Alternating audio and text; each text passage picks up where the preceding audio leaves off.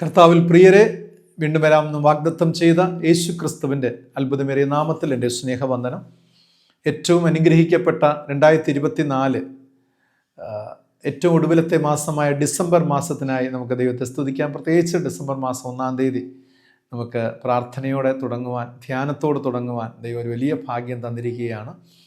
December 1 ഞായർ അല്ലേ, ക്രിസ്താഗമനത്തിൻ്റെ 1-ാമത്തെ ഞായറാണ്. ദൈവത്തെ സ്തുതിക്കുവാനും മഹത്വപ്പെടുത്തുവാനും കർത്താവായ യേശു ക്രിസ്തുവിൻ്റെ തിരുജനനത്തിൻ്റെ സ്മരണകൾ പുതുക്കുന്ന ഒരു മാസം കൂടിയാണ്. എല്ലാവരും പ്രതീക്ഷയോടെ അല്ലേ, ആഘോഷഭരിതമായി ഭക്തി നിർഭയമായിട്ട് ക്രിസ്മസ് സെലിബ്രേറ്റ് ചെയ്യുവാനായിട്ടൊക്കെ ഈ ആണ്ടിൽ ഒരുങ്ങുമ്പോൾ ദൈവത്തിൻ്റെ പരിശുദ്ധാത്മാവ് നമ്മെയും നമ്മുടെ കുടുംബാംഗങ്ങളെയും നമ്മുടെ പ്രിയപ്പെട്ടവരെയും ഒക്കെ അതിലേക്കായി ഒരുക്കട്ടെ. അതിനാവശ്യമായ ദൂത് ഈ ക്രിസ്താഗമന കാലഘട്ടത്തിൻ്റെ ആദ്യ ഞായറാഴ്ച ദൈവം നമുക്ക് നൽകുക തന്നെ ചെയ്യും. പ്രാർത്ഥനയുടെ ഒരുക്കത്തോടെ ആയിരിക്കാം. ദൈവം അതിനായി നമ്മെ സഹായിക്കട്ടെ. പ്രാർത്ഥനയോട് കൂടെ നമുക്ക് ഈ കൂട്ടായ്മയിലേക്ക് പ്രവേശിക്കാം. നിന്റെ ഭാരം യഹോവയുടെ മേൽ വെച്ചുകൊള്ളുക, അവൻ നിന്നെ പുലർത്തും. നീതിമാൻ കുലുങ്ങിപ്പോകുവാൻ അവൻ ഒരു നാളും സമ്മതിക്കുകയില്ല. ഞാനോ ദൈവത്തെ വിളിച്ചപേക്ഷിക്കും, യഹോവ എന്നെ രക്ഷിക്കും. ഞാൻ വൈകുന്നേരത്തും കാലത്തും ഉച്ചയ്ക്കും സങ്കടം ബോധിപ്പിച്ച് കരയും. ദൈവം എൻ്റെ പ്രാർത്ഥന കേൾക്കും. പ്രാർത്ഥിക്കാം. ത്രിയേക ദൈവമേ, അനുഗ്രഹിക്കപ്പെട്ട ഈ പുതിയ മാസത്തിൻ്റെ പ്രാരംഭ ദിനത്തിനായി ഞങ്ങളങ്ങേ വാഴ്ത്തുന്നു. ജീവിതത്തിൻ്റെ സമഗ്ര മേഖലകളിലും ക്രിസ്തു സാന്നിധ്യം അനുഭവിക്കുവാൻ പിതാവേ അവിടെ ഞങ്ങളെ സഹായിക്കുന്നുണ്ടല്ലോ. സ്തോത്രം ചെയ്യുന്നു. ക്രിസ്താഗമന കാലഘട്ടത്തിൻ്റെ 1-ാമത്തെ ഞായറാഴ്ച വിശുദ്ധിയോടെ, ഭക്തിയോടെ, വിനയത്തോടെ, വിവേകത്തോടെ, വിശ്വസ്തയോടെ അവിടുത്തെ പാദപീഠത്തിൽ ഞങ്ങൾ കടന്നു വന്നിരിക്കുന്നു. കർത്താവെ, അവിടുത്തെ കരുണ ഞങ്ങളുടെ മേൽ ചൊരിയുമാറാകണമേ. അവിടുത്തെ കൃപയാൽ ഞങ്ങളെ പൊതിഞ്ഞുകൊള്ളുമാറാകണമേ. അവിടുത്തെ ആത്മാവ് ഞങ്ങളെ ബലപ്പെടുത്തണമേ. അവിടുന്ന് ഞങ്ങളെ ശക്തീകരിക്കണമേ. അവിടുത്തെ സാന്നിധ്യം ഈ ഒരു മാസക്കാലം ഞങ്ങളെ വഴി നടത്തട്ടെ. ദൈവകൃപയിൽ ഞങ്ങളെ സൂക്ഷിക്കണമേ. ഇന്നത്തെ ധ്യാനത്തിലൂടെ ദൈവമേ, അവിടുത്തെ കൃപകൾ അനുഭവിക്കുവാൻ എല്ലാ നിലകളിലും ദൈവം സഹായിച്ച് അനുഗ്രഹിക്കുമാറാകണം. യേശു ക്രിസ്തുവിൻ്റെ നാമത്തിൽ പ്രാർത്ഥിക്കുന്നു. പ്രാർത്ഥന കേൾക്കണമേ. ആമീൻ, ആമീൻ. കഴിഞ്ഞ ആഴ്ചയിൽ ധ്യാനത്തിൻ്റെ ഒടുവിൽ ചോദിച്ച ചോദ്യം ഇതാണ്: കർത്താവിൻ്റെ 2-ാം വരവിൽ ഒരുങ്ങുക എന്നതിൽ എന്താണ് അർത്ഥമാക്കുന്നത്, എന്താണ് ചെയ്യേണ്ടുന്നത്? അതിൻ്റെ ആൻസർ രേഖപ്പെടുത്തിയവരെല്ലാം ശരി ഉത്തരമാണ് രേഖപ്പെടുത്തിയിരിക്കുന്നത്. പ്രത്യേകിച്ച് നന്ദി അർപ്പിക്കുന്നു. അപ്പോൾ കർത്താവിൻ്റെ 2-ാം വരവിലേക്ക് ഒരുങ്ങുക എന്നതുകൊണ്ട് അർത്ഥമാക്കുന്നത് വിശുദ്ധി പ്രാപിക്കുക, നമ്മെ തന്നെ വിശുദ്ധിയായി സൂക്ഷിക്കുക എന്നതാണ് അതിൻ്റെ ആൻസർ. പ്രത്യേകിച്ച് എല്ലാവരുള്ള പ്രത്യേകം നന്ദി അറിയിക്കുന്നു. കർത്താവ് നിങ്ങളെ അനുഗ്രഹിക്കട്ടെ. ഇന്നത്തെ ധ്യാനത്തിൻ്റെ ഒടുവിലും ഒരു ചോദ്യമുണ്ടാകും. ശ്രദ്ധയോടെ ഇന്നത്തെ വചനം കേൾക്കുക. ഇന്നത്തെ ധ്യാനത്തിനായി എടുത്തിരിക്കുന്ന തിരുവചന വേദഭാഗം വിശുദ്ധ ലൂക്കോസ് എഴുതിയ സുവിശേഷം 1-ാം അധ്യായം 46 മുതൽ 56 വരെയുള്ള വചനങ്ങൾ ആസ്പദമാക്കി ആശങ്കകളുടെ നടുവിൽ സന്തോഷിക്കുക എന്ന ചിന്താവിഷയമാണ് നാം ഇന്ന് ധ്യാനിക്കുവാനായി പോകുന്നത്. ലൂക്കോസ് സുവിശേഷം 1-ാം അധ്യായം 46 മുതൽ 56 വരെ രേഖപ്പെടുത്തിയിരിക്കുന്ന സംഭവം നമുക്ക് ഏവർക്കും കുഞ്ഞുനാൾ മുതലേ സുപരിചിതമാണ്. അതായത് മറിയയും എലിശബത്തും തമ്മിലുള്ള ഒരു അഭിമുഖത്തെയാണ് നമുക്ക് കാണുവാനായി സാധിക്കുക. അവർ തമ്മിൽ കണ്ടുമുട്ടുകയാണ്. ഒരു പ്രത്യേക സാഹചര്യത്തെ, കാലഘട്ടത്ത് തുല്യ വേദന അനുഭവിക്കുന്ന ഇരുവർ തമ്മിൽ കണ്ടുമുട്ടുകയാണ്. അതിനുശേഷം നമുക്കറിയാം, മറിയയുടെ ഒരു പാട്ടിനെ നമുക്ക് കാണുവാനായിട്ട് സാധിക്കും. അതിനെക്കുറിച്ച് നാം ഇന്ന് ധ്യാനിക്കുവാൻ പോവുകയാണ്. ഇവിടെ ഈ അഭിമുഖത്തിൽ ഉൾപ്പെട്ടിരിക്കുന്നത് 2 പേരാണ്. ഒന്ന് മറിയ, 2 എലിശബത്ത്. മറിയയുടെ പശ്ചാത്തലം പരിശോധിക്കുകയാണെങ്കിൽ ലൂക്കോസ് സുവിശേഷം 1:30 മുതൽ 33 വരെ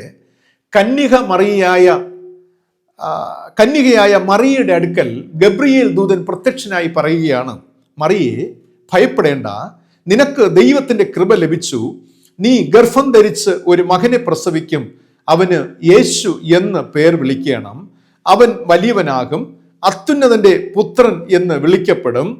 കർത്താവായ ദൈവം അവൻ്റെ പിതാവായ ദാവീദിൻ്റെ സിംഹാസനം അവന് കൊടുക്കും എന്ന് രേഖപ്പെടുത്തിയിരിക്കുകയാണ്. മറിയയുടെ അവസ്ഥ നാം ഏവരും അറിയുന്നത് പോലെ വിവാഹത്തിന് മുൻപ് കന്യകയായിരിക്കുമ്പോൾ തന്നെ ഗർഭിണിയാകേണ്ടി വരുന്ന ഒരവസ്ഥ. ചോദ്യം, സമൂഹം എന്ത് പറയും? എങ്ങനെ വിലയിരുത്തും? അതൊരു അപമാനമല്ലേ? ജീവിതകാലം മുഴുവൻ അതൊരു ദുഃഖമല്ലേ? ഒന്ന് ചിന്തിച്ച്, നമ്മുടെ കുടുംബത്തിൽ, നമ്മുടെ ദേശത്തിൽ, നമ്മുടെ സഭയിൽ വിവാഹത്തിന് മുമ്പ് കന്യകയായിരിക്കുമ്പോൾ തന്നെ ഗർഭിണിയാകേണ്ടി വരുന്ന ഒരു പെൺകുട്ടിയുടെ ജീവിതകാല അവസ്ഥയെക്കുറിച്ച് ഒന്ന് ചിന്തിച്ച് നോക്കുക. ബാക്കിയെല്ലാം നമുക്ക് മനസ്സിലാകും. ഈ ഒരു അവസ്ഥയിലാണ് മറിയ ആയിരിക്കുന്നത്. ഇനി എലിശബത്തിനെ നോക്കാം. ലൂക്കോസ് സുവിശേഷം 1-36 വാക്യത്തിൽ, നിന്റെ ചാർച്ചക്കാരത്തി എലിശബത്തും വാർദ്ധക്യത്തിൽ ഒരു മകനെ ഗർഭം ധരിച്ചിരിക്കുന്നു എന്ന് രേഖപ്പെടുത്തിയിരിക്കുകയാണ്.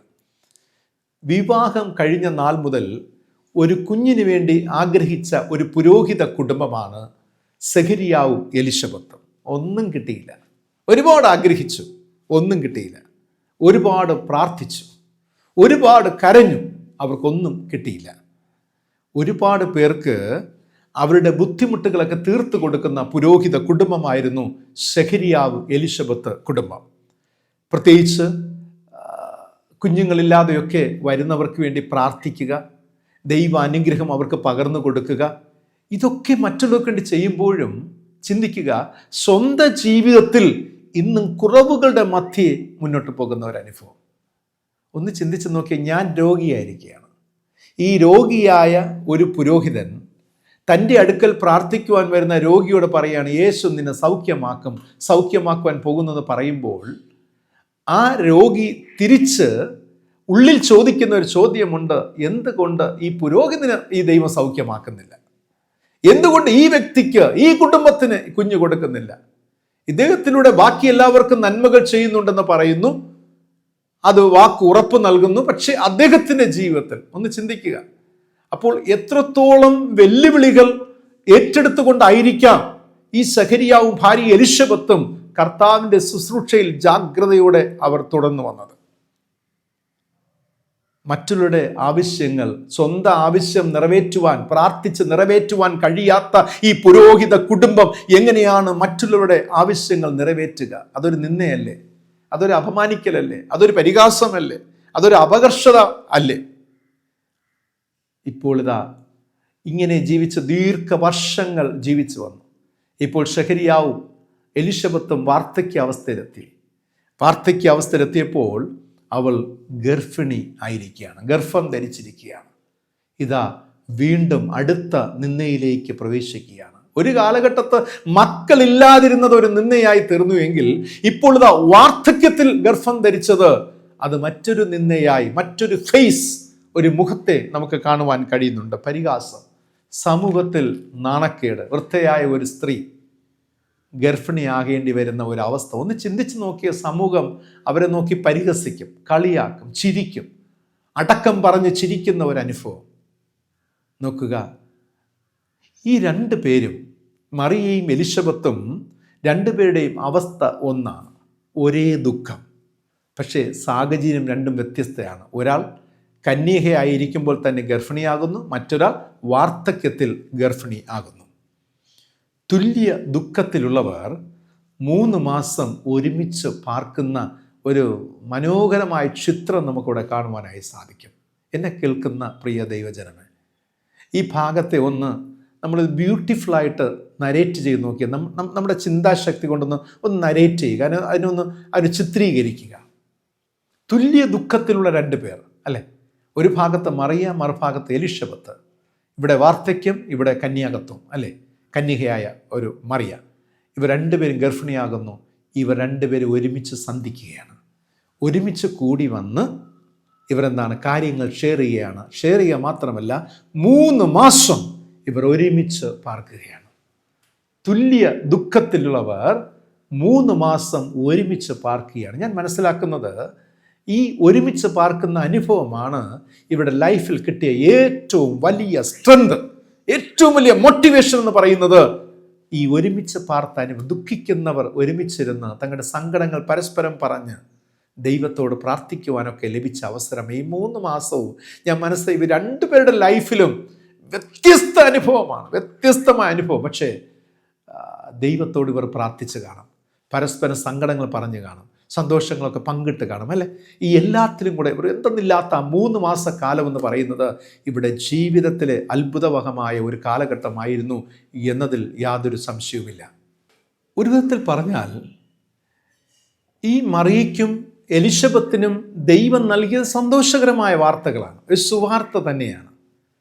കാരണം മറിയോട് പറഞ്ഞു, നിനക്ക് ജനിക്കുവാനിരിക്കുന്നത് അത്യുന്നതൻ്റെ പുത്രൻ എന്ന് വിളിക്കപ്പെടും, അവൻ വലിയവനാകും. ഒരു വലിയ സന്തോഷമാണ് മറിയയ്ക്ക്, മറ്റൊരു സ്ത്രീകൾക്ക് ലഭിക്കാത്ത ഒരു വലിയ സന്തോഷം തന്നെയാണ് മറിയയ്ക്ക് ലഭിച്ചത്, വാഗ്ദത്തം ലഭിച്ചത്.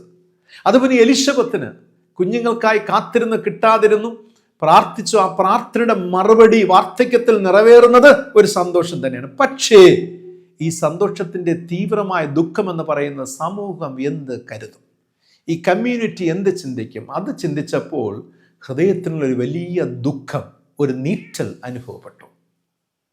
പ്രിയമുള്ളവരെ, ജീവിതത്തിൽ നിങ്ങൾ എപ്പോഴെങ്കിലും ദൈവിക നിയമപ്രകാരം ചില വഴിത്തിരിവുകൾ നിങ്ങളുടെ ജീവിതത്തിൽ വരുമ്പോൾ നിങ്ങൾ സന്തോഷിക്കാറുണ്ടല്ലേ?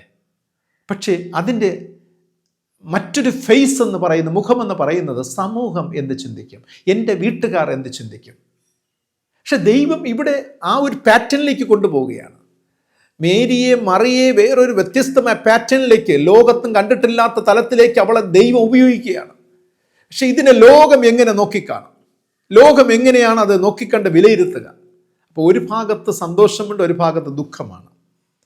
മറിയയെ സംബന്ധിച്ച് ദുഃഖം അഥവാ ആശങ്ക മാത്രമേ, അവളുടെ ആശങ്ക എന്തായിത്തീരും? 2 കാര്യങ്ങളാണ് മറിയയുടെ ചിന്തയുണ്ട്. അവളുടെ ആശങ്ക ഇതെന്തായിത്തീരും, അതായത് ലോകം എന്താണ് എനിക്ക് നൽകുവാൻ പോകുന്ന പ്രതിഫലം, എൻ്റെ പാരൻസ്, എനിക്ക് വേണ്ടി വിവാഹം നിശ്ചയിച്ചിരിക്കുന്ന ആ മകൻ ജോസഫ്, ഇവരിൽ നിന്നൊക്കെ എനിക്കിനി എന്താണ് ലഭിക്കുവാൻ പോകുന്നത്, ഏത് തരത്തിലുള്ള പ്രതികരണമാണ് എനിക്ക് കിട്ടുവാൻ പോകുന്നത്, ഈ ലോകം സമ്മാനിക്കുവാൻ പോകുന്നത് ഏത് തരത്തിലുള്ള പ്രതികരണമായിരിക്കും? ഇത് ആശങ്ക, എന്തായി തീരുമെന്നുള്ളത്. 2, ഇതെങ്ങനെ സംഭവിക്കും, ഞാൻ പുരുഷനെ അറിയുന്നില്ല, ഇതെങ്ങനെ സംഭവിക്കും, അല്ലേ? ഈ 2 പ്രശ്നങ്ങളും മറിയയുടെ മുന്നിൽ നിൽക്കുകയാണ്. പക്ഷേ മറിയ എലിശബത്തിനെ കണ്ടു കഴിഞ്ഞപ്പോൾ പാട്ട് പാടുകയാണ്. ചോദ്യം, ഇതെങ്ങനെ ഈ അവസ്ഥയിൽ പാട്ട് പാടുവാൻ സാധിച്ചു എന്നതാണ്. ഇന്നത്തെ ഏറ്റവും കാതലായ ചിന്തയിലേക്ക് നാം പ്രവേശിക്കുവാൻ പോവുകയാണ്. ഇതെങ്ങനെ ഈ ആശങ്കയുടെ നടുവിലും ദുഃഖത്തിൻ്റെ നടുവിലും, അതുപോലെ എങ്ങനെ സംഭവിക്കും, എന്തായിത്തീരുമെന്ന ചിന്തയുടെ നടുവിൽ എങ്ങനെ പാട്ടുപാടി സന്തോഷിക്കുവാൻ കഴിയുന്നു, അതും സന്തോഷത്തോടുകൂടെ? എങ്ങനെ ദൈവത്തെ മഹത്വപ്പെടുത്തുവാൻ കഴിഞ്ഞു? മറ്റൊരു വിധത്തിൽ ചോദിച്ചാൽ, ദൂതൻ മറിയയ്ക്ക് നൽകിയ ദൂതിൽ എങ്ങനെ അവൾക്ക് സന്തോഷിപ്പാൻ സാധിച്ചു? ഞാൻ മനസ്സിലാക്കുന്നത് 3 കാര്യങ്ങളെ ഇതിൽ നിന്ന് നമുക്ക് മനസ്സിലാക്കുവാൻ സാധിക്കുന്നുണ്ട്. മറിയയുടെ ജീവിതത്തിൽ അവൾ സന്തോഷിക്കുവാനിടയായ 3 കാര്യങ്ങൾ. 1, മറിയ ദൈവത്തിൻ്റെ കൃപ തൻ്റെ ജീവിതത്തിൽ പ്രതീക്ഷിച്ചു എന്നുള്ളതാണ്.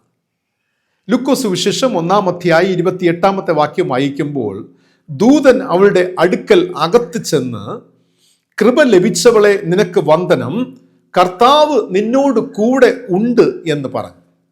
30-ാമത്തെ വാക്യം വായിക്കുമ്പോൾ, ദൂതൻ അവളോട്, മറിയയെ ഭയപ്പെടേണ്ട, നിനക്ക് ദൈവത്തിൻ്റെ കൃപ ലഭിച്ചു എന്ന് രേഖപ്പെടുത്തിയിരിക്കുകയാണ്. ദുഃഖത്തിൻ്റെ നടുവിലും ആശങ്കയുടെ നടുവിലും ഒരു വ്യക്തിക്ക്, ഒരു ദൈവ പൈതലിന് സന്തോഷിക്കുവാൻ കഴിയുമോ എന്നതിന് ഒരു ഉദാഹരണമാണ് മറിയയുടെ ജീവിതം. പ്രിയരെ, ഇവിടെ മറിയയുടെ ദൂതൻ പറയാണ്, കൃപ ലഭിച്ചവളെ നിനക്ക് വന്ദനം, ദൈവത്തിൻ്റെ കൃപ നിനക്ക് ലഭിച്ചു. 1-ാമത്തെ ചിന്ത ഞാൻ പറഞ്ഞു കഴിഞ്ഞു. മറിയ ദൈവത്തിൻ്റെ കൃപയെ, ഇഷ്ടത്തെ ജീവിതത്തിൽ പ്രതീക്ഷിച്ചു. അതാണ് അവളുടെ ജീവിതത്തിൻ്റെ സന്തോഷത്തിന് കാരണം. ദൈവത്തിൻ്റെ കൃപയെ പ്രതീക്ഷിച്ചു. പ്രതിസന്ധികളുടെ നടുവിലും, ഒരു വലിയ സമൂഹം എന്ത് ചിന്തിക്കുമെന്ന നടുവിലും അവൾ ദൈവത്തിൻ്റെ കൃപ, ആ കൃപ എന്നെ പൊതിഞ്ഞുകൊണ്ടാൽ ഞാൻ ധന്യയായി എന്നുള്ള ഒരവസ്ഥയിലൂടെ മനസ്സിനെ കൊണ്ടെത്തിക്കുകയാണ് ദൈവത്തിൻ്റെ കൃപ അവൾ പ്രതീക്ഷിച്ചു. എന്താണ് ദൈവത്തിൻ്റെ കൃപ? വാട്ട് ഈസ് ഗോഡ്സ് ഗ്രേസ് എന്ന് പറയുന്നത്? ഞാൻ മുൻപ് പ്രസംഗത്തിൽ പറഞ്ഞിട്ടുണ്ട്, ദൈവത്തിൻ്റെ കൃപ എന്ന് പറയുന്നതിൽ 2 ഘടകങ്ങൾ അടങ്ങിയിട്ടുണ്ട്. ഒന്ന് ഗോഡ്സ് അപ്രൂവൽ, 2 ഗോഡ്സ് അസിസ്റ്റൻസ്. ഒന്ന് ദൈവത്തിൻ്റെ അംഗീകാരം, 2 ദൈവത്തിൻ്റെ തുണ. ദൈവത്തിൻ്റെ കൃപയിലെ 2 ഘടകങ്ങളാണ്. എന്നെ കേൾക്കുന്ന പ്രിയ ദൈവ പൈതലേ, നിങ്ങളുടെ ജീവിതത്തിൽ ദൈവത്തിൻ്റെ അപ്രൂവൽ ഉണ്ടെങ്കിൽ, അംഗീകാരമുണ്ടെങ്കിൽ, ദൈവത്തിൻ്റെ അസിസ്റ്റൻസ് അഥവാ തുണയുണ്ടെങ്കിൽ, ഓർക്കുക, നിങ്ങൾക്ക് ദൈവത്തിൻ്റെ കൃപ ലഭിച്ചു കഴിഞ്ഞു. ഇതാണ് മറിയയ്ക്ക് ലഭിച്ചത്. മറിയയുടെ ദൈവത്തിൻ്റെ ആത്മാവ് ഇന്റേണലായിട്ട് പറയുന്ന ഒരു ചിത്രം ഞാൻ ഇങ്ങനെ കാണുകയാണ്. മറിയേ, ഞാനാണ് ഇത് ചെയ്യുന്നത്. ഇറ്റ്സ് മൈ അപ്രൂവൽ, എൻ്റെ അപ്രൂവൽ, എൻ്റെ അംഗീകാരത്തോടു കൂടെയാണ് നീ ഗർഭിണിയാകുന്നത്. 2, അതുകൊണ്ട് തന്നെ എൻ്റെ തുണ നിനക്കുണ്ടായിരിക്കും. ഇതാണ് ഗോഡ്സ് ഗ്രേസ് എന്ന് പറയുന്നത്. നമ്മുടെ ജീവിതത്തിൽ പലപ്പോഴും ഈ ലോകം നമ്മെ അവഗണിക്കുമ്പോൾ, ലോകം നമ്മെ അംഗീകരിക്കാതെ വരുമ്പോൾ ഇരിക്കുന്ന അങ്ങനെയുള്ള സന്ദർഭങ്ങളുണ്ട് അല്ലേ? നമ്മുടെ കുടുംബത്തിൽ, നമ്മുടെ ജോലികളിൽ, സഭയിൽ, സമൂഹത്തിൽ നമ്മെ മറ്റുള്ളവർ അംഗീകരിക്കാതെയും അവഗണിക്കുകയൊക്കെ ചെയ്യുമ്പോൾ നാം പലപ്പോഴും തളർന്നു പോകാറുണ്ട്. മുന്നോട്ട് പ്രതീക്ഷയ്ക്കുള്ള വക ഇല്ലാത്തതായി നമുക്ക് തോന്നും. നമ്മുടെ സന്തോഷം അങ്ങനെ നഷ്ടമാകും. പ്രിയരെ, ഞാൻ പറയട്ടെ, നമ്മെ അവഗണിക്കുന്നവരെ, അംഗീകരിക്കാത്തവരെ, നമ്മെ ഉപദ്രവിക്കുന്നവരെ ദൈവം ശിക്ഷിക്കുന്നത് കാണുവാൻ നാം കാത്തിരിക്കരുത്. പകരം നാം എന്ത് ചെയ്യണം? അവരോടങ്ങ് ക്ഷമിക്കുക. പകരം നാം ചെയ്യേണ്ടുന്നത് ദൈവത്തിൻ്റെ കൃപ നമ്മുടെ മേൽ ചൊരിയുന്നതിനായി പ്രാർത്ഥിക്കുക, കാത്തിരിക്കുക. ദൈവത്തിൻ്റെ അംഗീകാരം എനിക്കുണ്ടാകും, ദൈവത്തിൻ്റെ തുണ എനിക്കുണ്ടാകും. എൻ്റെ ഈ ദുഃഖത്തിൽ, എൻ്റെ ഈ പ്രയാസത്തിൽ, എൻ്റെ സങ്കടത്തിൽ, വരാൻ പോകുന്ന അനർത്ഥത്തിൽ എൻ്റെ ദൈവത്തിൻ്റെ അംഗീകാരവും തുണയും എനിക്ക് ഉണ്ടാകും. അതിനായി കാത്തിരിക്കുന്ന ഒരു അനുഭവം ഓരോ ദൈവവേദനയും ഉണ്ടാകണം. അതാണ് നമ്മുടെ സ്ട്രെങ്ത്, നമ്മുടെ ശക്തി അതാണ്. കാരണം ദൈവത്തിൻ്റെ കൃപയ്ക്കായി കാത്തിരിക്കുന്നവർക്കും ദൈവത്തിൻ്റെ കൃപയിൽ ആശ്രയിക്കുന്നവർക്കും പ്രതിസന്ധികളിൽ സന്തോഷം കണ്ടെത്തുന്നതിനും ദൈവത്തിന് മഹത്വം കരയറ്റുവാനും കഴിയും എന്നുള്ളതാണ്. സാധാരണ നമുക്ക് കണ്ടുവരുന്നുണ്ട്, ഈ ഗൾഫുകാരുടെ വീട്ടിൽ 2 മക്കളുണ്ടെന്ന് കരുതുക. അപ്പനും അമ്മയും 2 മക്കളും. അപ്പൻ ഗൾഫിലാണ്. ഈ മക്കൾ ബന്ധുക്കളുടെ വീട്ടിലൊക്കെ പോകുമ്പോൾ ഈ കൊച്ചുകുട്ടികളായിരിക്കും. പോകുന്ന സമയത്ത് അവിടെ ടോയ്സ് കാണും. അവിടെയുള്ള കുട്ടികൾ കളിക്കാനുള്ള ടോയ്സ്. ഈ ടോയ്സ് എടുക്കുവാൻ പോകുമ്പോൾ അവിടുത്തെ കുട്ടികൾ കൊടുക്കത്തില്ല. കാരണം ഈ കുട്ടികൾ കൊടുക്കത്തില്ല. അപ്പോൾ ഈ കുട്ടികൾക്ക് ആരെയും സങ്കടപ്പെടും, അയ്യോ എനിക്കും അങ്ങനെ ഒരു ടോയ്സ് ഉണ്ടായിരുന്നു എങ്കിൽ. അപ്പം ആ വീട്ടിലെ കുട്ടികൾ അവഗണിക്കും, ഇവരെ അംഗീകരിക്കുകയില്ല, കൊടുക്കത്തില്ല.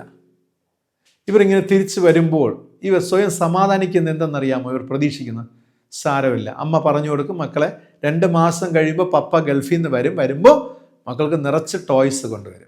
ഇതുപോലത്തെ ഇതിനെക്കാട്ടിലും കൂടുതൽ എണ്ണവും നല്ല ക്വാളിറ്റിയുള്ള, നല്ല ഭംഗിയുള്ള ടോയ്സ് പപ്പ നിങ്ങൾക്ക് വേണ്ടി വാങ്ങിക്കൊണ്ടുവരും. ആ മക്കൾ അന്ന് മുതൽ കാത്തിരിക്കും. ഇതാണ് കാത്തിരിപ്പിൻ്റെ അനുഭവം. ദൈവത്തിൻ്റെ കൃപ എനിക്കുണ്ടാകും, ദൈവത്തിൻ്റെ അംഗീകാരം, തുണയുണ്ട്, അതിനായി കാത്തിരിക്കും. ഇവിടെ മറിയയ്ക്ക് ആശങ്കയുണ്ടായിരുന്നു. ഇതെന്തായി തീരും, ഇതെങ്ങനെ സംഭവിക്കും? പക്ഷേ അവൾ ചിന്തിച്ചു, എൻ്റെ മേൽ ദൈവത്തിൻ്റെ കൃപയുണ്ടാകും, അംഗീകാരവും തുണയും ഉണ്ടാകും. അതുകൊണ്ട് അവൾക്ക് പാട്ട് പാടുവാൻ കഴിഞ്ഞത്. അവളുടെ വിഷമസന്ധിയിൽ അവൾക്ക് സന്തോഷിക്കുവാൻ കഴിയുന്നത്, സന്തോഷത്തോടെ അവൾ പാട്ട് പാടുവാൻ, അവളുടെ ദുഃഖത്തെ ആഘോഷമാക്കി മാറ്റുവാൻ, സെലിബ്രേഷനാക്കി മാറ്റുവാൻ. ഹർ ആഗണി ബിക്കം സെലിബ്രേഷൻ, അല്ലെ? ഒരു സെലിബ്രേഷനായി മാറ്റപ്പെടുന്ന അനുഭവത്തിലേക്ക് കഴിയുകയാണ്. ഒരു വചനം കൂടെ വായിക്കാം. യിരെമ്യാ പ്രവചന പുസ്തകം 29-ാം അധ്യായം 11-ാമത്തെ വാക്യത്തിൽ, നിങ്ങൾ പ്രത്യാശിക്കുന്ന ശുഭഭാവി വരുവാൻ തക്കവണ്ണം ഞാൻ നിങ്ങളെക്കുറിച്ച് നിരൂപിക്കുന്ന നിരൂപണങ്ങൾ ഇന്നവ എന്ന് ഞാൻ അറിയുന്നു, അവ തിന്മയ്ക്കല്ല നന്മയ്ക്കത്രയുള്ള നിരൂപണങ്ങൾ എന്ന് യഹോവയുടെ അരുളപ്പാട്. നോക്കുക, ദൈവം നമുക്ക് വേണ്ടിയുള്ള നിരൂപണങ്ങൾ നല്ലതിന് വേണ്ടിയാണ്. നമുക്ക് ചിലപ്പോൾ തിന്മയ്ക്കായിട്ട് തോന്നും. നമുക്ക് ചിന്തിക്കും, നമുക്ക് നമ്മുടെ കഷ്ടപ്പാടിലേക്ക് പോവുകയാണ് എന്നൊക്കെ നാം ചിന്തിക്കും. പക്ഷെ വേദപുസ്തകം പറയുന്നു, അത് തിന്മയ്ക്കല്ല നന്മയ്ക്കത്രേയുള്ളത് എന്ന് പറയുകയാണ്. പ്രിയരെ, ദൈവത്തിൻ്റെ കൃപയെ പ്രതീക്ഷിക്കുക എന്ന് പറയുന്നത് നമ്മുടെ ജീവിതത്തെ സന്തോഷത്താൽ നിറയ്ക്കുക എന്നാണ് അർത്ഥമാക്കുന്നത്. ദൈവത്തിൻ്റെ കൃപയെ എക്സ്പെക്റ്റ് ചെയ്യുക. ഞാൻ ഒന്നുകൂടെ പറഞ്ഞ് ഈ പോയിന്റ് നിർത്തുകയാണ്. എൻ്റെ ജീവിതത്തിൽ വലിയ പ്രയാസം, വലിയ പ്രതിസന്ധി, ആശങ്കയുടെ നടുവിൽ, ദുഃഖത്തിൻ്റെ നടുവിൽ നിൽക്കുകയാണ്. ഞാൻ എക്സ്പെക്റ്റ് ചെയ്യുന്നു, യെസ്, എനിക്ക് എൻ്റെ ദൈവത്തിൻ്റെ അംഗീകാരവും തുണയും ഉണ്ടാകും. അതെൻ്റെ ജീവിതത്തിലേക്ക് വരാൻ പോവുകയാണ്. ഒന്ന് ചിന്തിച്ച്, ഇത് ചിന്തിക്കുമ്പോൾ തന്നെ നമ്മുടെ നെഗറ്റീവ് മാറുകയാണ്, നിഷേധാത്മകമായ ചിന്തകൾ മാറി ഒരു പോസിറ്റീവ് വൈബ്, എനർജി നമ്മുടെ ശരീരത്തിൽ വരികയാണ്. നാം കൈയടിച്ച് പാടി ദൈവത്തെ മഹത്വപ്പെടുത്തുവാൻ, നാം അത് എക്സ്പോസ് ചെയ്യുവാൻ, നമ്മുടെ സന്തോഷം എക്സ്പോസ് ചെയ്യുവാനായിട്ട് നാം ആരംഭിക്കും. ഇത് തന്നെയാണ് മറിയ ചെയ്യുന്നത്. മറിയ ഈ പാട്ട് പാടി സന്തോഷത്തോടെ ദൈവത്തെ മഹത്വപ്പെടുത്തുന്നു. ഒന്നാമതായി മറിയ ദൈവത്തിൻ്റെ കൃപയെ പ്രതീക്ഷിക്കുന്നു. രണ്ടാമതായി ലൂക്കോസ് സുവിശേഷം 1-37 വാക്യം വായിക്കുമ്പോൾ, ദൈവത്തിന് ഒരു കാര്യവും അസാധ്യമല്ലല്ലോ എന്ന് ഉത്തരം പറഞ്ഞു. അതിന് മറിയ, ഞാൻ കർത്താവിൻ്റെ ദാസി, നിന്റെ വാക്കുപോലെ എനിക്ക് ഭവിക്കട്ടെ എന്ന് പറഞ്ഞു. എൻ്റെ രണ്ടാമത്തെ ചിന്ത, ദൈവം അസാധ്യമായത് ചെയ്യും എന്ന് മറിയ വിശ്വസിച്ചു. മറിയയുടെ സന്തോഷത്തിന് കാരണം ഇതാണ്.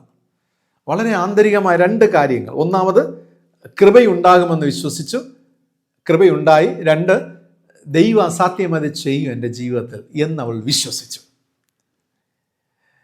നമുക്കറിയാം, ഈ കൃത്രിമ ബീജസങ്കലനത്തിനും കൃത്രിമമായിട്ടുള്ള ഗർഭധാരണവും ഇല്ലാതിരുന്ന ഒരു കാലഘട്ടത്താണ് മറിയ ജീവിച്ചിരുന്നത്, അല്ലേ?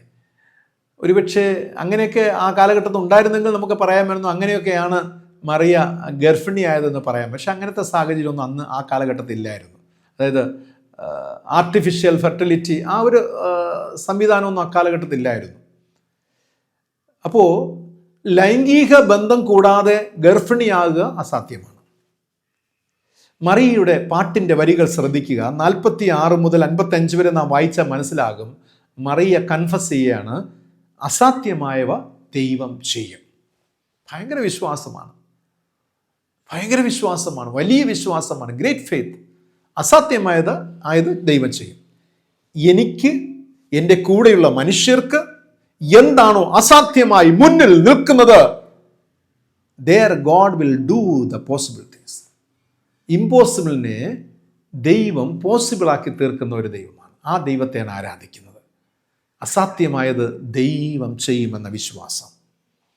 അവൾ പ്രതീക്ഷിച്ചത്, വിശ്വസിച്ചത്, അതായത് സാധാരണ അവസ്ഥയിൽ നിന്നും ഉന്നതമായത് ദൈവം ചെയ്യുമെന്നാണ് അവൾ പ്രതീക്ഷിച്ചത്. എന്നെ കേൾക്കുന്ന പ്രിയ ദൈവജനമേ, ഈ ലോകത്തിൽ കൂടുതൽ പേരും വിശ്വസിക്കുന്നത് പരിമിതികളെയും സാഹചര്യങ്ങളെയുമാണ്, അല്ലേ? Circumstances and limitations. നമ്മളെപ്പോഴും ഫോക്കസ് ചെയ്യുന്നതാണ് നമ്മുടെ സാഹചര്യം. അയ്യോ, എൻ്റെ സാഹചര്യം ഇങ്ങനെ ആയിപ്പോയി, അല്ലെങ്കിൽ ഇന്ന കാര്യങ്ങൾ ഇതെങ്ങനെ നടക്കും, ലിമിറ്റേഷൻസ്, പരിമിതികളുണ്ടല്ലോ, പിന്നെ എങ്ങനെ, ഹൗ ഇറ്റ് വിൽ പോസിബിൾ. നാം കൂടുതൽ പേരും പരാജിതരാകുന്നത് ഇങ്ങനെയുള്ള കൺഫഷനിലൂടെയാണ്. പക്ഷേ ദൈവശക്തിയേക്കാൾ മാനുഷിക ശക്തിക്ക് നമ്മൾ മൂല്യം കൊടുക്കുന്നതിനാൽ, വില കൽപ്പിക്കുന്നതിനാലാണ് നമുക്കിങ്ങനെയുള്ള നിഷേധാത്മകമായ ചിന്തകൾ നമ്മൾ രൂപപ്പെടും. നേരെ തിരിച്ച് ചിന്തിച്ച്, മാനുഷിക ശക്തിയേക്കാൾ ദൈവശക്തിക്ക് നാം പ്രാധാന്യം കൊടുക്കുക. അത് നമ്മുടെ ജീവിതത്തിലെ മിറക്കിൾസ്, അത്ഭുതത്തെ കൊണ്ടുവരുമെന്നുള്ളതാണ്. ദൈവശക്തിയേക്കാൾ ശാസ്ത്രശക്തിയിൽ കൂടുതൽ ഇന്ന് മനുഷ്യൻ വിശ്വസിക്കുന്നു, ആശ്രയിക്കുന്നു എന്നതാണ് ജീവിതത്തിലെ ഏറ്റവും വലിയ പരാജയം. അതായത് രണ്ട് പവർ നിൽക്കുകയാണ്. ഒന്ന് പവർ ഓഫ് ഗോഡ്, മറ്റൊന്ന് പവർ ഓഫ് സയൻസ്. ഇത് രണ്ട് ഭാഗത്ത് നിൽക്കുകയാണ് മനുഷ്യൻ്റെ. അപ്പോൾ പവർ ഓഫ് ഗോഡിനെ കാട്ടിലും പവർ ഓഫ് സയൻസിൽ നാം ഏറെ ഫോക്കസ് ചെയ്തു പോവുകയാണ്. സയൻസ് വേണ്ട എന്നുള്ളതല്ല, പക്ഷേ അതിൽ നാം ഫോക്കസ് ചെയ്യുന്നു എന്നുള്ളതാണ്. കൂടുതൽ ആശ്രയിക്കുന്നു. ശാസ്ത്രശക്തിയിൽ നാം സകലവും പരിമിതപ്പെടുത്തുകയാണ്. ദൈവശക്തിയിൽ അതുകൊണ്ട് തന്നെ നിലയുറപ്പിക്കുവാൻ ഒരു ദൈവവൈതന് കഴിയുന്നില്ല എന്നതാണ്. പ്രിയരെ, ഞാൻ പറയട്ടെ, നിങ്ങളുടെ ജീവിതത്തിലെ അസാധ്യങ്ങളെ സാധ്യമാക്കുവാൻ ദൈവത്തിന് കഴിയുമെന്ന് വിശ്വസിക്കുക. അത് ഏറ്റുപറയുക, 1000 വട്ടം പറയുക, yes, my God will do, my God will do. ഇത് പറയുമ്പോൾ തന്നെ നിങ്ങൾക്കുള്ളിലെ ഒരു പോസിറ്റീവ് എനർജി ക്രിയേറ്റ് ചെയ്യുന്നത് കാണുവാനായി സാധിക്കും. നമ്മിലേക്ക് അത് സന്തോഷത്തെ കൊണ്ടുവരും. ഇതാണ് മറിയയ്ക്കുള്ളിൽ സംഭവിച്ചത്. എനിക്ക് മനസ്സിലാക്കുവാൻ കഴിയുന്നത്, എലിശബത്തിനെ കാണുമ്പോൾ ഒന്നുകൂടെ ഉറപ്പിക്കുകയാണ്. കാരണം എലിശബത്ത് ഗർഭിണിയായി 6 മാസമായി. ആമേൻ. അത് കണ്ടപ്പോൾ വാർദ്ധക്യത്തിൽ ഈസ് ഇറ്റ് പോസിബിൾ? വൃദ്ധയായ ഒരു സ്ത്രീ ഗർഭം ധരിക്കണമെങ്കിൽ യെസ്, ഗോഡ് ക്യാൻ പോസിബിൾ. ലൈംഗിക ബന്ധം കൂടാതെ തന്നെ ദൈവത്തിനൊരു അത്ഭുതത്തെ പ്രവർത്തിക്കുവാൻ സാധിക്കുമെന്ന് മറിയ വിശ്വസിച്ചു. അത് അവളുടെ ജീവിതത്തിൽ നീതിയായി കണക്കിടുകയാണ്, ഒരു മിറക്കിൾ സംഭവിക്കുകയാണ്. അതുകൊണ്ടാണ് മറിയ സന്തോഷം കണ്ടെത്തിയത്. ഫിലിപ്പിയർ 4:13 അപ്പോസ്തലനായ പൗലോസ് പറഞ്ഞു, എന്നെ ശക്തനാക്കുന്നവൻ മുഖാന്തരം ഞാൻ സകലത്തിനും മതിയാകുന്നു. ആശങ്കകളുടെ നടുവിൽ, അവഗണനകളുടെ നടുവിലൊക്കെ നമ്മെ ശക്തനാക്കുന്ന ഒരു ദൈവമുണ്ട്, നമ്മെ ഉറപ്പിക്കുന്ന, ബലപ്പെടുത്തുന്ന ഒരു ദൈവമുണ്ട്. ആ ദൈവത്തിൽ ആശ്രയം കണ്ടെത്തുക, ആ ദൈവത്തിൽ വിശ്വസിക്കുക. 2 കാര്യങ്ങൾ നാം മറിയയുടെ ജീവൻ, മറിയ സന്തോഷിക്കുന്ന 2 കാരണങ്ങൾ. 1, ദൈവകൃപയെ അവൾ പ്രതീക്ഷിച്ചു. 2, അസാധ്യമായത് ദൈവം ചെയ്യുമെന്ന് വിശ്വസിച്ചു. ഏറ്റവും ഒടുവിലായി 3-ാമത്തേത്, ദൈവത്തിൻ്റെ വചനം നിവൃത്തിയാകും എന്ന് മറിയ പ്രതീക്ഷിച്ചു. 1-ാം അധ്യായത്തിൻ്റെ 38-ാമത്തെ വാക്യം വായിക്കുമ്പോൾ, അതിന് മറിയ, ഇതാ ഞാൻ കർത്താവിൻ്റെ ദാസി, നിന്റെ വാക്കുപോലെ എനിക്ക് ഭവിക്കട്ടെ എന്ന് പറഞ്ഞു. ദൈവം പറയുന്നത് ദൈവം ചെയ്യും എന്ന് വിശ്വസിക്കുന്ന ചോദ്യമാണ്. ദൈവം പറയുന്നത് ദൈവം ചെയ്യുമെന്ന് നിങ്ങൾ വിശ്വസിക്കുന്നുണ്ടോ? അതോ അവിടെ നമ്മൾ സയൻസുമായി കൂടിക്കലർത്തുന്നുണ്ടോ? വിശ്വാസത്തെ ശാസ്ത്രവുമായി നാം കൂടിക്കലർത്തുന്നുണ്ടോ? ഇന്നത്തെ ഏറ്റവും വലിയൊരു അപജയം എന്ന് പറയുന്നത് അത് തന്നെയാണ്. അതായത് ശാസ്ത്രത്തെ ദൈവവിശ്വാസമായി കൂട്ടിക്കലർത്തുന്നത്. അതുകൊണ്ട് നമുക്ക് സ്റ്റേബിളായിട്ട് ദൈവവിശ്വാസത്തിലും ദൈവശക്തിയിലും ആശ്രയിപ്പാൻ കഴിയാതെ പോകുന്നത്. പ്രിയമുള്ളവരെ, വാക്ക് പറഞ്ഞവൻ മാറുകയില്ല, വാഗ്ദത്തം ചെയ്തവനും മാറുകയില്ല. വാക്ക് മാറുമോ? ഒരിക്കലുമില്ല, ഇല്ല. അവൻ അത്ഭുതം പ്രവർത്തിക്കുക ചെയ്യും. നമുക്കൊരു വാഗ്ദത്തമുണ്ടെങ്കിൽ ദൈവം അത് നിറവേറ്റുക ചെയ്യും. നമുക്കൊരു വാഗ്ദത്തം ദൈവം തന്നു എങ്കിൽ, വാക്ക് പറഞ്ഞ ദൈവം മാറുന്നവനല്ല, അവൻ മനുഷ്യനല്ല, ദൈവമാണ്. പ്രിയരെ, എനിക്കൊരു വാഗ്ദത്തം നൽകിയെങ്കിൽ, എനിക്കൊരു വാക്ക് എൻ്റെ ദൈവം തന്നു എങ്കിൽ, എൻ്റെ കർത്താവ് തന്നു എങ്കിൽ, അത് ദൈവം നിറവേറ്റുക തന്നെ ചെയ്യും.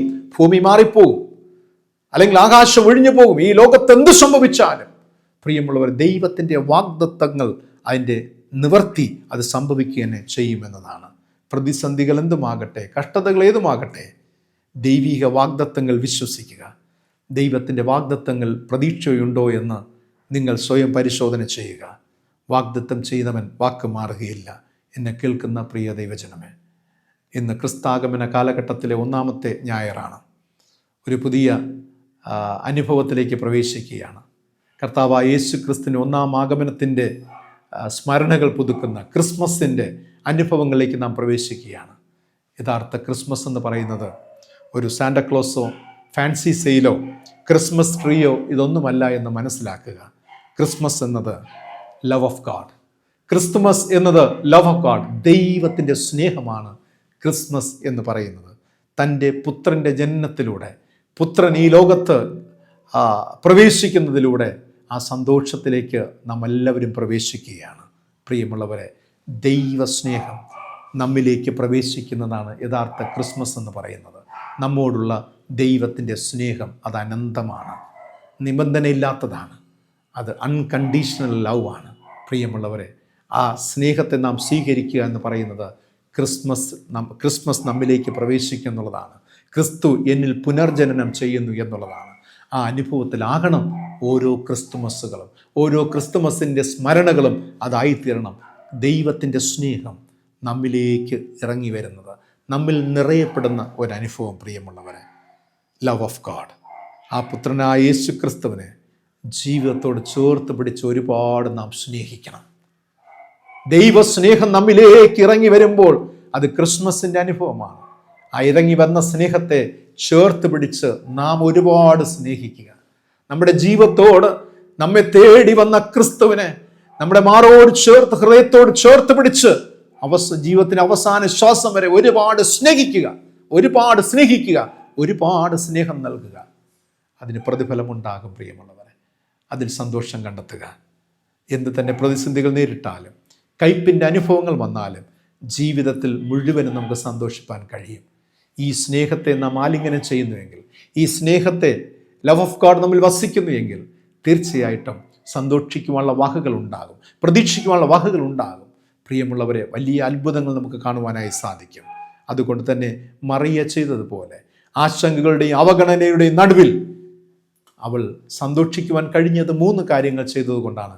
ദൈവത്തിൻ്റെ കൃപയെ അവൾ പ്രതീക്ഷിച്ചു, ദൈവം അസാധ്യമായത് ചെയ്യുമെന്ന് വിശ്വസിച്ചു, ദൈവത്തിൻ്റെ വചനം നിവൃത്തിയാകും എന്ന് അവൾ പ്രതീക്ഷിച്ചു.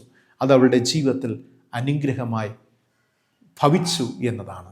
നമ്മുടെ ജീവിതത്തിലും അപ്രകാരം നന്മകൾ വന്നു ഭവിക്കുവാൻ, ആ സന്തോഷത്തിൽ പങ്കുചേരുവാൻ, റിയൽ സെലിബ്രേഷൻ്റെ അനുഭവം ഉണ്ടാകുവാൻ ദൈവത്തിൻ്റെ പരിശുദ്ധാത്മാവ് നമ്മെ സഹായിക്കട്ടെ. ഇന്നത്തെ ചോദ്യം ഇതാണ്: മറിയ എത്ര മാസമാണ് എലിസബത്തിനോടൊപ്പം അവളുടെ വീട്ടിൽ പാർത്തത്? മറിയ എത്ര മാസമാണ് എലിസബത്തിനോടൊപ്പം അവളുടെ വീട്ടിൽ പാർത്തത്? നിങ്ങളുടെ ഉത്തരങ്ങൾ കമൻറ്റ് ബോക്സിൽ രേഖപ്പെടുത്തുക. ഈ വചനം നിങ്ങൾക്ക് അനുഗ്രഹപ്രദമായാൽ നിങ്ങളിതിനെ മറ്റുള്ളവർക്ക്, പ്രിയപ്പെട്ടവർക്കായി ഷെയർ ചെയ്യുക. അവരും ധന്യരാകട്ടെ. ദൈവത്തിൻ്റെ പരിശുദ്ധാത്മാവ് നമ്മെ സഹായിക്കുമാറാകട്ടെ. ആമീൻ. കണ്ണുകളടയ്ക്കാം. നമ്മുടെ ദൈവത്തോട് നമുക്ക് പ്രാർത്ഥിക്കാം. തലമുറ തലമുറയായി ഞങ്ങളുടെ സങ്കേതവും ഞങ്ങളുടെ കോട്ടയും ഞങ്ങളുടെ ആശ്രയമായിരിക്കുന്ന, സ്തുതികളുടെ മധ്യവാസമായിരിക്കുന്ന സർവശക്തനായ ദൈവമേ, സ്വർഗസ്ഥ പിതാവേ, ദൈവമേ, അനുഗ്രഹിക്കപ്പെട്ട ഈ ദിനത്തിനായി ഞങ്ങളങ്ങെ വാഴ്ത്തുന്നു. അങ്ങല്ലാതെ ഒരു നന്മ ഞങ്ങൾക്കില്ല, അങ്ങല്ലാതെ ഒരു ശക്തി ഞങ്ങൾക്കില്ല പിതാവേ. ഞങ്ങളുടെ ജീവിതത്തിൻ്റെ ആശങ്കകളുടെയും അവഗണനയുടെയും നടുവിൽ നാഥ, ഞങ്ങൾക്ക് സന്തോഷിക്കുവാൻ കഴിയണമെങ്കിൽ മറിയ ചെയ്തതുപോലെ അവിടുത്തെ കൃപയെ പ്രതീക്ഷിക്കണം. അസാധ്യമായത് ദൈവം ചെയ്യുമെന്ന് പ്രതീക്ഷിക്കണം. ജീവിതത്തിൽ ദൈവമേ, ഞങ്ങളെല്ലാറ്റിനും ഉപരിയായിട്ട് കർത്താവിൻ്റെ വചനം ഞങ്ങളുടെ ജീവിതത്തിൽ നിറവേറും എന്ന് പ്രതീക്ഷിക്കുവാനുള്ള കൃപ ദൈവം നൽകണമെന്ന് പ്രാർത്ഥിക്കുന്നു. എല്ലാ കുടുംബങ്ങളെ, വ്യക്തികളെ ദൈവകരങ്ങൾ സമർപ്പിക്കുന്നു. ഡിസംബർ മാസം അവിടുത്തെ ആഗമനത്തിൻ്റെ, 1ാം ആഗമനത്തിൻ്റെ സ്മരണകൾ പുതുക്കുന്ന കാലഘട്ടം. ദൈവമേ, സ്നേഹമായി ഈ പ്രപഞ്ചത്തിൽ അവതരിച്ച ദൈവം, തൻ്റെ പുത്രനിലൂടെ ഇമ്മാനുവേലായി ഞങ്ങളിലേക്ക് കടന്നു വന്ന ദൈവം, ഞങ്ങളോട് കൂടെ വസിക്കുവാൻ വന്ന ദൈവത്തെ ഞങ്ങൾ ചേർത്ത് പിടിച്ചുകൊണ്ട് അന്ത്യത്തോളം വരെ അങ്ങ് സേവിച്ച് ആരാധിച്ച് മഹത്വീകരിച്ച് ജീവിക്കും. സർവേശ്വരനായ ദൈവം ഞങ്ങളെല്ലാ നിലകളിലും സഹായിച്ചൊരുക്കുമാറണമെന്ന് പ്രാർത്ഥിക്കുന്നു. കൃപയിൽ ഞങ്ങളെ പൊതിഞ്ഞുകൊണ്ട് ആത്മാവിൽ ഞങ്ങളെ ബലപ്പെടുത്തണം, ശക്തീകരിക്കണം. ദൈവകൃപ ഞങ്ങളുടെ ഒഴുകുമാറാക്കണം. പരിശുദ്ധാത്മാവിൻ്റെ കൃപ കൊണ്ട് നിറയ്ക്കണമേ, ശക്തീകരിക്കണം. ദൈവമേ, എല്ലാ നന്മകൾക്കായി സ്തോത്രം, എല്ലാ കൃപകൾക്കായി ഞങ്ങളങ്ങെ വാഴ്ത്തുന്നു. ദൈവിക സമാധാനത്താൽ ഞങ്ങളുടെ ജീവിതങ്ങൾ നിറയപ്പെടട്ടെ. ഞങ്ങളെ ശക്തീകരിക്കുന്ന, പ്രാപ്തീകരിക്കണം. സകല അനുഗ്രഹങ്ങൾക്കായി സ്തോത്രം.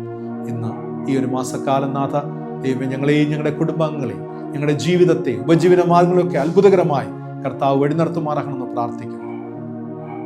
ഈ യൂട്യൂബ് ചാനലിന് പിന്നിൽ പ്രവർത്തിക്കുന്ന ഞങ്ങളുടെ യുവ സഹോദരങ്ങളെ, അവരുടെ കുടുംബാംഗങ്ങളെ ദൈവകരങ്ങളിൽ സമർപ്പിക്കുന്നു. അവരോടും ദൈവത്തിന്റെ കാരുണ്യവും കൃപയും കൂടിയിരിക്കട്ടെ. സമാധാനത്തെ ദൈവം ഞങ്ങളുടെ കൂടെ ഇരുന്ന് വഴി നടത്തണം. യേശു രക്ഷിതാവിന്റെ നാമത്തിൽ പ്രാർത്ഥിക്കുന്നു. പ്രാർത്ഥന കേൾക്കണം സ്വർഗീയ നല്ല പിതാവേ. ആമീൻ. കർത്താവ് പഠിപ്പിച്ചതുപോലെ നമുക്ക് പ്രാർത്ഥിക്കാം. സ്വർഗസ്ഥനായ ഞങ്ങളുടെ പിതാവേ, തിരുനാമം വിശുദ്ധീകരിക്കപ്പെടണം, തിരുരാജ്യം വരണമേ, തിരുവിഷ്ടം സ്വർഗത്തിലെ പോലെ ഭൂമിയിലുമാകണം. ഞങ്ങൾക്ക് ആവശ്യമുള്ള ആഹാരം തരണം. കടക്കാരോട് ഞങ്ങൾ ക്ഷമിച്ചിരിക്കുന്നത് പോലെ ഞങ്ങളുടെ കടങ്ങളും ഞങ്ങളോട് ക്ഷമിക്കണം. ഞങ്ങളെ പരീക്ഷയിൽ കടത്താതെ ദുഷ്ടങ്ങളിൽ നിന്ന് വിടുവിക്കണം. രാജ്യവും ശക്തിയും മഹത്വം എന്നും എന്നേക്കും പിതാവിനുള്ളതല്ലോ. ആമേൻ. വിശ്വാസത്തോടെ ആശീർവാദം കൈക്കൊള്ളി. നമ്മുടെ കർത്താവും രക്ഷിതാവുമായ പിതാവായ ദൈവത്തിന്റെ സ്നേഹം, പരിശുദ്ധാത്മാവാം ദൈവത്തിന്റെ കൃപാനുഗ്രഹം, നന്മ, സമാധാനം, സന്തോഷം നിങ്ങൾ എല്ലാവരും ഇന്നും ഒന്ന് സർവ്വതാ കൂടിയിരിക്കുമാറാകട്ടെ. ആമേൻ.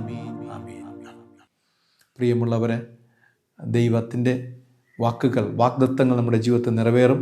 ഭാരങ്ങൾ, പ്രതിസന്ധിയുടെ നടുവിലൊക്കെ മറിയ സന്തോഷിച്ചതുപോലെ സന്തോഷിക്കുവാൻ കഴിയട്ടെ. ദൈവിക വാഗ്ദത്തങ്ങൾ മുറുകെ പിടിക്കുക, ദൈവകൃപയെ പ്രതീക്ഷിക്കുക. ദൈവം അതിനായി നമ്മെ ഒരുക്കട്ടെ. God bless you all. Thank you very much.